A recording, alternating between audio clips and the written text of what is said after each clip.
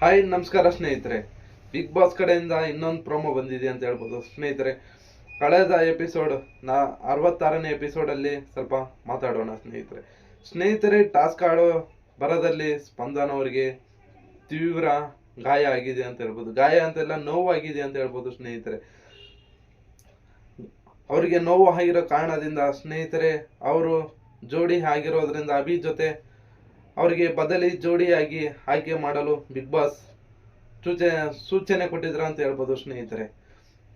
ಸೂಚನೆ ಕೊಟ್ಟಿರೋ ಕಾರಣದಿಂದ ಸ್ನೇಹಿತರೆ ಚೈತ್ರ ಅವ್ರಿಗೆ ಮನವೊಲಿಸಿ ಚೈತ್ರ ಅವರು ಆಡಲು ಒಪ್ಪಿಕೊಳ್ಳಬೇಕಾಯಿತು ಸ್ನೇಹಿತರೆ. ಚೈತ್ರ ಅವರು ಒಪ್ಪಿಕೊಂಡಿದ್ದಾರೆ ಸ್ನೇಹಿತರೆ. ಯಾಕಂದ್ರೆ ಅವರು ಇಡೀ ವಾರ ಸೈಲೆಂಟ್ ಆಗಿ ಕೊಡ್ಬೇಕಾಯ್ತು. ಜೋಡಿ ಟಾಸ್ಕ್ ಇಂದ ಹೊರಗಡೆ ಕೂತಿದ್ರು.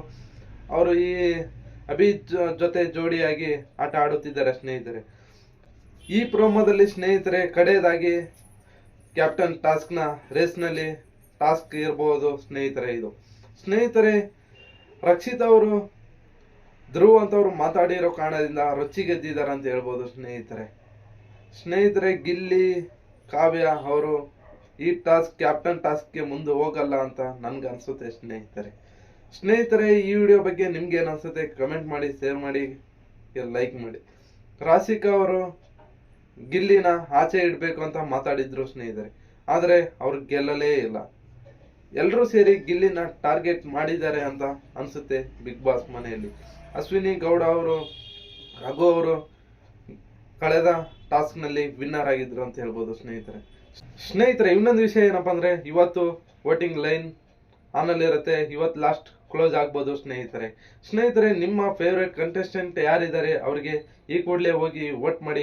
ಆದಷ್ಟು ವೋಟು ಜಾಸ್ತಿ ಮಾಡಿ ನಿಮ್ಮ ಫೇವ್ರೆಟ್ ಕಂಟೆಸ್ಟ್ಗೆ. ನಿಮ್ಮ ಫೇವ್ರೆಟ್ ಕಂಟೆಸ್ಟ್ ಯಾರು ಎಂದು ಕಮೆಂಟ್ ಅಲ್ಲಿ ಕಮೆಂಟ್ ಹಾಕಿ ಸ್ನೇಹಿತರೆ.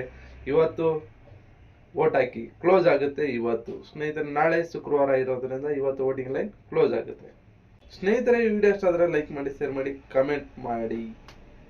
ಓಕೆ, ಬಾಯ್.